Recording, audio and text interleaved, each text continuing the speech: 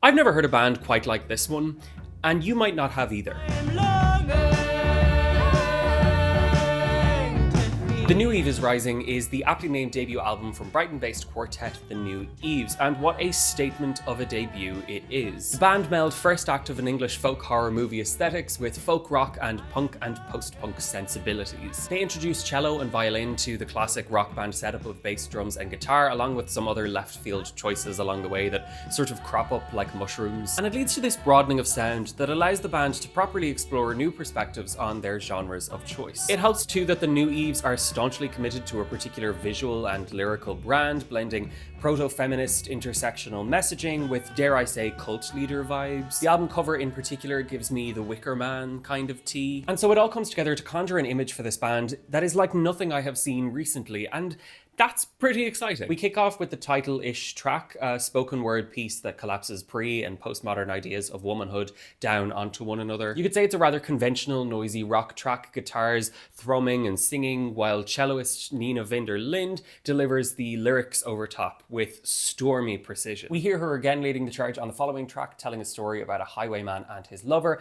and on some lines she injects this insane vibrato that is honestly kind of seismic. And it's on this track, Highwayman, that we get our first real taste of the band's trademark sound. Meaty strings, post-rock freakouts, and austere, unadorned vocal harmony. And I'm starting to notice a trend in my reviews where vocal interplay is often a standout element, and this is certainly the case here. There are moments on pretty much every track, courtesy of all four of the band's members, of severe, stark wonder. And this is especially true around the middle third of the runtime. Astrolabe or Astrolabe, whatever you're having yourself, has this kind of restrained chorus that calls to mind Eastern European or Slavic choral traditions for me. While Circles sees the band trading verses for a while before beginning to deliver these overlapping lines with the intensity of a group incantation. And if you'll indulge me going back earlier in the runtime for emphasis, Cow Song, as I said in an Instagram story, absolutely fucks. The band's harmonies in that first verse sing like bells. And from the double time breakdown full of yelps and howls to the Bjork-esque vocal stylings in the second section, to lyrics about wanting to just drop everything and wander off into nature,